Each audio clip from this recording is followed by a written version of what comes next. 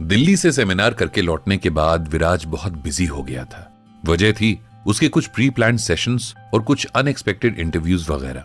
विराज की पूरी कोशिश रहती है कि उसके पैशन की वजह से उसकी जॉब कॉम्प्रोमाइज ना हो, और इसीलिए वो सिर्फ अपने वीकेंड्स या हॉलिडेज पर ही अपने सेशंस, सेमिनार्स या बाकी एक्टिविटीज रखता है। इतने बिजी शेड्यूल के बाद भी उसकी पूरी कोशिश रहती है कि अगर उसके सोशल मीडिया पेज के किसी फॉलोअर ने या उसके किसी ब्लॉग रीडर ने उसे कोई मेल भेजी हो, कोई सवाल पूछा हो, तो वो उसका जवाब जितनी जल्दी हो सके दे सके। कुछ टाइम के बाद एक पब्लिक हॉलिडे आया, इसलिए विराज ने वो पूरा दिन अपनी फैमिली के साथ स्पेंड करने का प्लान किया है। इसीलिए कहीं बाहर की अपॉइंटमेंट न लेकर उसने अपने सोशल मीडिया अकाउंट से ही एक लाइव सेशन करने का प्लान किया था, जो बहुत ही इंटरेस्टिंग टॉपिक पर होने वाला था और जिसके लिए उसने कल ही अपने फॉलोअर्स को अपडेट कर दिया था, ताकि जो भी इस टॉपिक में इंटरेस्टेड हों वो सभी इस लाइव सेशन को ज्वाइन कर सके। इस सेशन का टॉपिक था आज के दौर में सबकॉन्शियस माइंड की हेल्प से ट्रीटमेंट।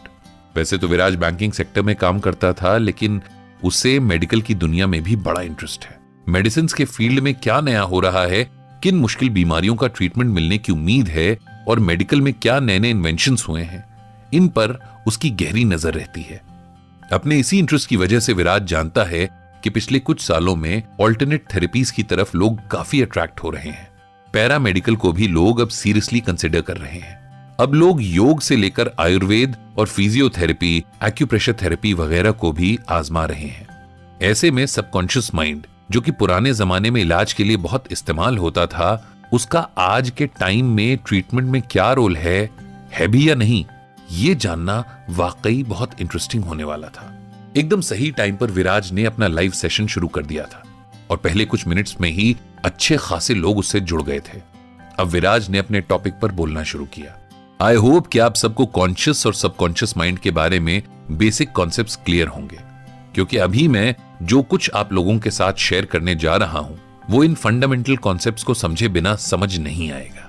तो बिना देरी किए आज का टॉपिक शुरू करते हैं, जिसके बारे में आप जानते हैं कि ये मॉडर्न टाइम्स में सबकॉन्शियस माइंड की हेल्प से ट्रीटमेंट होता है या नहीं, इस बारे में है। ये एक ऐसा टॉपिक है जिसमें लगभग हर इंसान का इंटरेस्ट होगा, क्योंकि हर इंसान खुद को हेल्दी रखने के इफेक्टिव तरीकों को जानने में इंटरेस्टेड रहता है। सब तो नहीं, लेकिन कुछ लोग ये भी सोचते हैं कि एक ही बीमारी में एक इंसान तो बिल्कुल हिम्मत हार जाता है, जबकि दूसरा जल्दी से रिकवर हो जाता है। इसका सबसे अच्छा एग्जाम्पल हमने कोविड पैंडेमिक के दौरान देखा। एक ही वायरस ने जब एक ही एज ग्रुप, हेल्थ हैबिट्स और एक जैसे लाइफस्टाइल वाले दो लोगों को अपना शिकार बनाया, तो एक इंसान तो जल्दी इससे रिकवर हो गया, जबकि दूसरा बहुत मुश्किल से ठीक हो पाया और अभी तक इसके साइड इफेक्ट से उबर नहीं पाया है। आखिर हम सब की हीलिंग पावर इतनी अलग क्यों होती है और हमारी बॉडी की हीलिंग पावर कहां होती है? अभी जो कोविड का एग्जाम्पल मैंने आपको दिया, उसमें 2 मरीजों की बाकी सारी कंडीशंस बिल्कुल सेम थी, लेकिन उनकी मेंटल कंडीशन ने ही उनकी ओवरऑल कंडीशन में इतना डिफरेंस पैदा किया। इसमें एक बहुत इंपॉर्टेंट फैक्ट मैं आपको बताना चाहता हूं, जिसे जानना और ध्यान में रखना बहुत जरूरी है। किसी भी काम को करवाने के लिए आपके कॉन्शियस और सबकॉन्शियस माइंड में तालमेल होना बहुत जरूरी है। मतलब आपके कॉन्शियस माइंड के थॉट्स या ऑर्डर्स को आपके सबकॉन्शियस माइंड के द्वारा एक्सेप्ट किया जाना जरूरी है, वरना दोनों एक दूसरे से ही उलझते रहेंगे और आप कहीं नहीं पहुंच पाएंगे। अब आप सोचेंगे कि ये तालमेल या एक्सेप्टेंस आएगी कैसे? इसके लिए आपको एक बहुत सिंपल सी बात को समझना है कि आपके कॉन्शियस मन के जरिए आपके सबकॉन्शियस मन तक ऑलरेडी बहुत सारे थॉट्स, लॉजिक्स, इमोशंस और परसेप्शंस भेजे जा चुके हैं। ऐसे में कोई भी नई बात वहां तक पहुंचाने के लिए कंटिन्यूटी बहुत जरूरी है। आप किसी बीमारी से, किसी मेंटल या फिजिकल कंडीशन से परेशान हैं, तो उससे रिलेटेड नेगेटिव और अनहैप्पी थॉट्स का आपके सबकॉन्शियस माइंड में ऑलरेडी एक बड़ा सा ढेर लग चुका है। इसीलिए अगर आप चाहते हैं कि आपका सबकॉन्शियस माइंड आपके लिए पॉजिटिव डायरेक्शन में चेंजेस लाए, तो उसके लिए आपको लगातार उस तक वो थॉट्स भेजने पड़ेंगे जो आप चाहते हैं कि आपके साथ हो। कई लोग सवाल उठाते हैं कि ये पॉसिबल है कि कोई डॉक्टर या रिलीजियस पर्सन किसी की बीमारी को सबकॉन्शियस माइंड की पावर से ठीक कर सकता है? क्या ऐसा तो नहीं कि इस तरह से लोगों को बेवकूफ बनाया जा रहा हो? इस सवाल का जवाब बहुत आसान है। मैं आपको एक आंखों देखा किस्सा बताता हूं। एक बार एक आदमी एक संत के पास गया। वो अपनी बीमारी से बहुत ज्यादा परेशान था। उसने संत से कहा कि वो लगभग हर तरह का इलाज करवा चुका है, पता नहीं कितने डॉक्टर्स के पास अपने इलाज के लिए जा चुका है, लेकिन किसी को भी ना तो उसकी बीमारी समझ आ रही है, ना उसका इलाज ही सूझ रहा है। अब आखिरी उम्मीद के तौर पर वो उनके पास आया है। इसके बाद भी अगर उसे संत से कोई हेल्प ना मिली तो वो बस किस्मत के भरोसे बैठ जाएगा। संत ने बहुत आराम से उसकी बात सुनी और उसे कहा कि मुझे पूरा यकीन है कि तुम बिल्कुल ठीक हो जाओगे, तुम बस वैसा करो जैसा मैं कहता हूं। संत ने उस आदमी को एकदम शांत होकर अपना शरीर एकदम ढीला छोड़कर लेटने को कहा। संत के कहने पर उस आदमी ने वैसा ही किया। अब संत ने उसके कान के पास धीमी लेकिन कॉन्फिडेंट आवाज में कहना शुरू कर दिया, तुम एकदम ठीक हो, तुम्हारी बॉडी का हर पार्ट एकदम परफेक्टली काम कर रहा है, तुम्हें किसी किस्म की कोई परेशानी नहीं है। संत बस इन्हीं 3 लाइंस को तब तक दोहराते रहे जब तक वो इंसान गहरी नींद में नहीं चला गया। जब वो उठा तो बहुत बेहतर फील कर रहा था। कुछ दिनों तक वो लगातार वहां आता रहा और उसका यही ट्रीटमेंट जारी रहा। हम सब ये देखकर बहुत हैरान थे कि उसकी हेल्थ वाकई बहुत इंप्रूव कर गई थी। संत ने उसे कोई दवाई नहीं दी, न उस पर कोई झाड़ फूक की, न उसके लिए कोई स्पेशल पूजा की। उन्होंने सिर्फ यही 3 लाइंस कि तुम बिल्कुल ठीक हो, तुम्हारी हेल्थ परफेक्ट है और तुम्हें कोई परेशानी नहीं है, उसके सबकॉन्शियस माइंड में बार बार बिठाई और बाकी का काम उसके सबकॉन्शियस माइंड ने किया। ये इसलिए भी पॉसिबल हुआ क्योंकि वो आदमी ठीक होना चाहता था। कहीं न कहीं उसके मन में बहुत गहरी इच्छा थी कि वो ठीक हो जाए और इसके लिए उसने इतने सारे एफर्ट्स भी किए थे। जब उसकी इस गहरी इच्छा को उसके सबकॉन्शियस माइंड का साथ मिला तभी वो हो पाया जिसे सब लोग मिरेकल कहते और समझते हैं। इसके अलावा एक और फैक्टर है और वो है उस संत पर उसका यकीन, क्योंकि बिना इस विश्वास के ये इतना आसान नहीं था कि उसका सबकॉन्शियस माइंड संत की कही बातों को एक्सेप्ट कर लेता। तो अपने मन की गहरी इच्छा और सामने वालों पर गहरा विश्वास, ये 2 बातें सबसे जरूरी हैं। अब मैं आपको एक और एग्जांपल देता हूं। मान लीजिए कि आप दिल्ली में काम करते हैं, यहीं रहते भी हैं और आपकी फैमिली दूर किसी शहर जैसे देहरादून में रहती है। आपको पता चलता है कि वहां पर किसी नेचुरल डिजास्टर के हालात बन गए हैं। आप और आपकी फैमिली के बीच बहुत दूरी है, जैसा कि मैं पहले ही बता चुका हूं। जब आप मन की गहराइयों से यानी सबकॉन्शियस माइंड से कुछ चाहते हैं तो वो यूनिवर्स में दर्ज हो जाता है।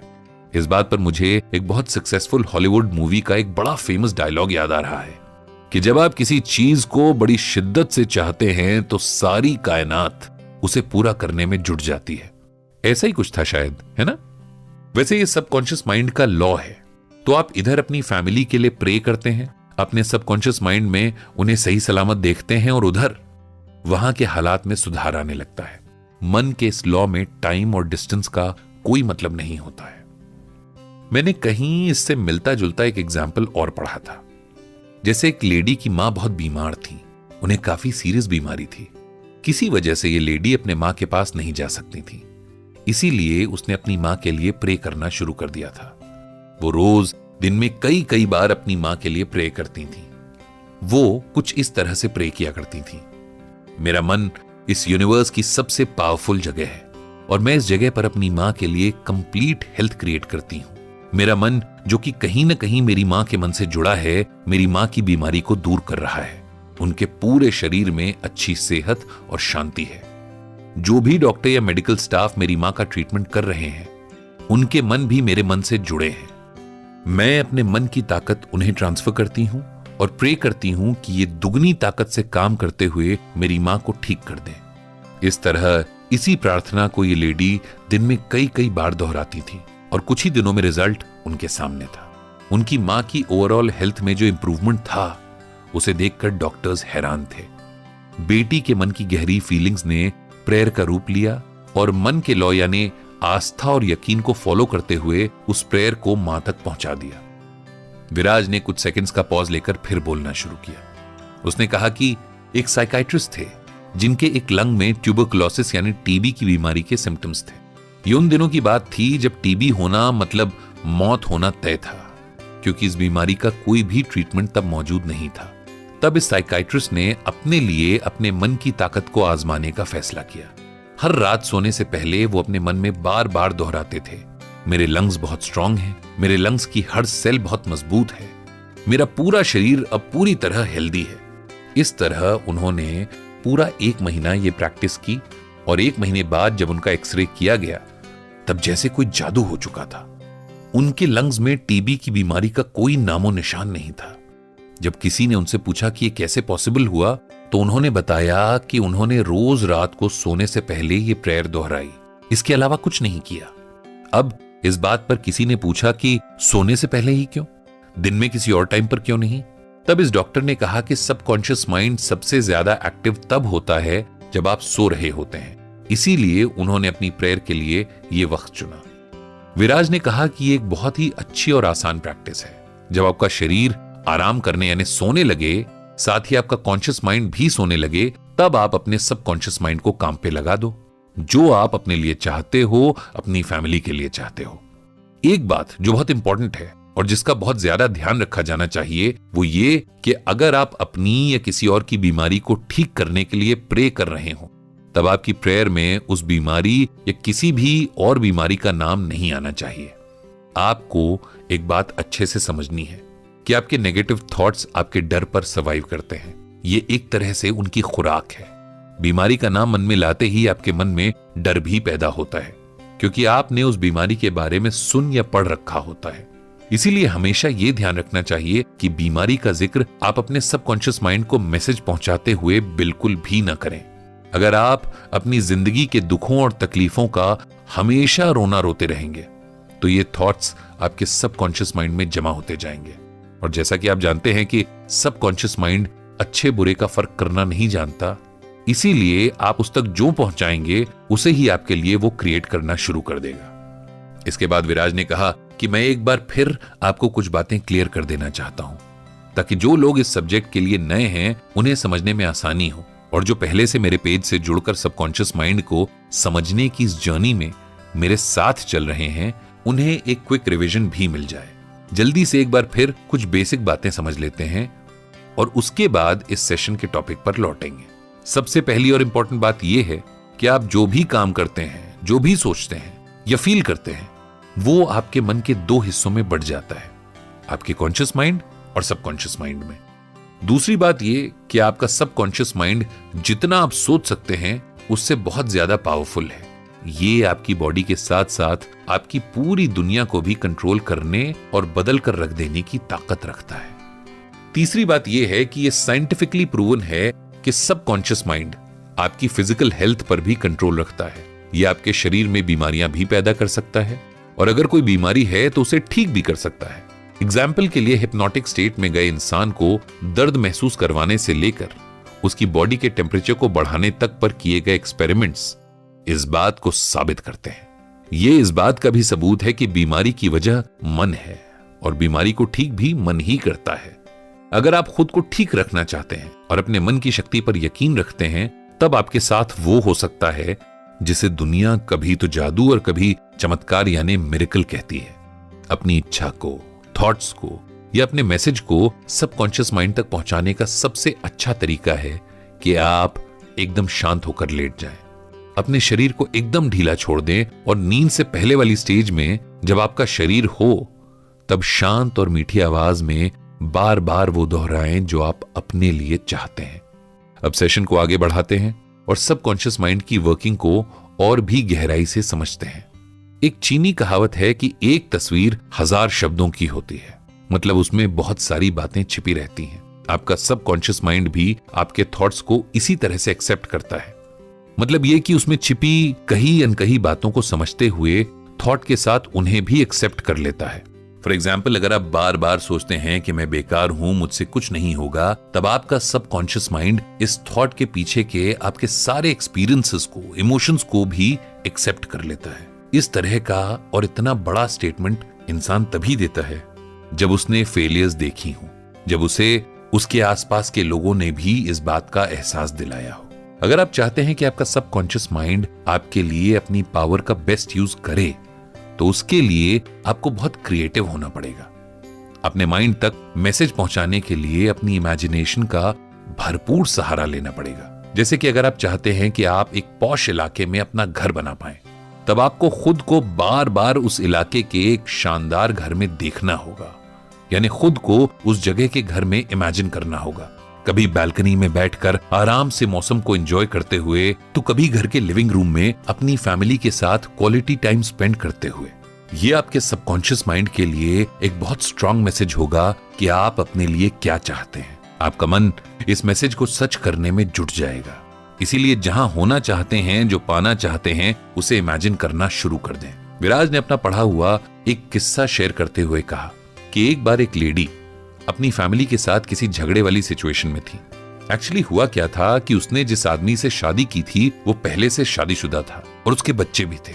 उसके पति ने अपनी प्रॉपर्टी से अपनी पहली पत्नी और बच्चों को अलग कर दिया था, जिससे उसकी पहली वाइफ और बच्चे बहुत नाराज हुए। यहां तक कि उन सब ने मिलकर इस लेडी पर कोर्ट केस तक कर दिया।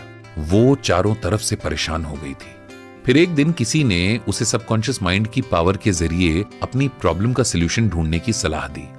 उस लेडी ने इसके लिए एक आराम कुर्सी को चुना और दिन में कम से कम 3 बार उस कुर्सी पर अधलेटी होकर आंखें बंद करके अपने सबकॉन्शियस माइंड तक सिर्फ ये मैसेज पहुंचाया, ईश्वर की कृपा से प्रॉपर्टी का झगड़ा खत्म हो गया है। अब आप कहेंगे कि उसके सबकॉन्शियस माइंड ने इस मैसेज पर कैसे रिएक्ट किया होगा, क्योंकि ये तो एक क्लियर मैसेज नहीं है। यहां पर एक बात आप भूल रहे हैं कि आपके सबकॉन्शियस माइंड को आपके बारे में सब कुछ पता है। वो अच्छी तरह से जानता है कि आप किन हालात से गुजर रहे हैं। आपको बस अपने मन को उन हालातों से निकलने की सलाह देनी है। जैसा सलूशन आप अपनी प्रॉब्लम के लिए चाहते हैं, वैसा सलूशन मैसेज के तौर पर उसे भेज देना है। जैसे कि उस लेडी ने किया, जैसा कि उस लेडी ने किया जिसने केस जीता था। 10 दिनों तक ये लगातार किया और 11वें दिन की सुबह पर उसे यकीन था कि उस कोर्ट केस का कुछ सलूशन आज निकल जाएगा।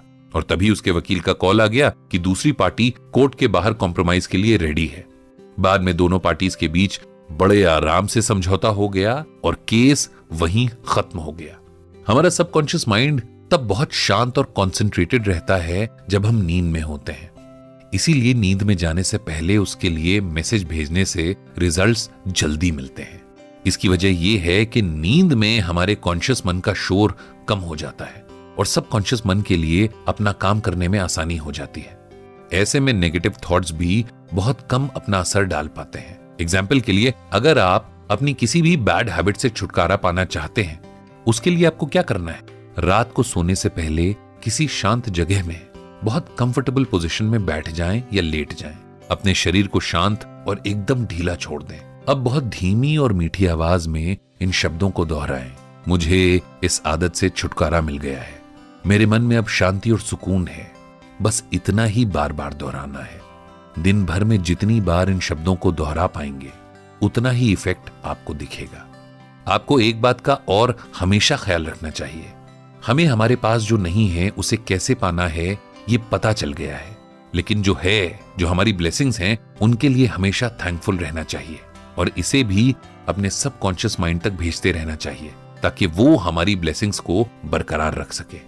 एक बार एक पिता ने अपने बेटे से प्रॉमिस किया कि तुम्हारी ग्रेजुएशन होते ही मैं तुम्हारे लिए नई कार ला दूंगा। बेटे ने बहुत मेहनत की और अच्छे मार्क्स से ग्रेजुएशन पूरी की। पिता ने भी बहुत मेहनत की, लेकिन कुछ रीजंस की वजह से वे अपने बेटे के लिए कार नहीं खरीद पाए। बेटा फिर भी खुश था और अपने पिता के लिए थैंकफुल था। उसके दोस्त ने रीजन पूछा तो उसने कहा, मेरे पापा कभी ना कभी मेरे लिए कार खरीद ही लेंगे। उसका मन खुश था और वो कार न मिलने के दुख में डूबे रहने के बजाय एक ऐसे पिता के अपनी जिंदगी में होने के लिए थैंकफुल था जो उसकी खुशी के लिए दिन रात मेहनत करते हैं। इसे कहते हैं पॉजिटिव एटीट्यूड और लाइफ की वैल्यूज की रिस्पेक्ट करना। अब विराज ने घड़ी देखी। सेशन के शेड्यूल को खत्म होने में कुछ ही देर थी। उसने उसके साथ कनेक्टेड सभी लोगों को थैंक्स कहा और कहा कि आज के सेशन से रिलेटेड जो भी क्वेरीज हों उन्हें मेल कर दें। वो जवाब देने की पूरी कोशिश करेगा। इस तरह एक बहुत अच्छा और इंफॉर्मेटिव सेशन खत्म हुआ। विराज का अगला सेशन बहुत इंटरेस्टिंग होने वाला था, क्योंकि ये उस बात पर था जिसके बारे में हर कोई चाहता है कि कोई आए और उस पर बात करे, राह दिखाए। ये सेशन आदतों के बारे में था जो अगर अच्छी हो तो लगती नहीं और बुरी हो तो छूटती नहीं। इसी सेशन की तैयारी में अब विराज को जुटना था।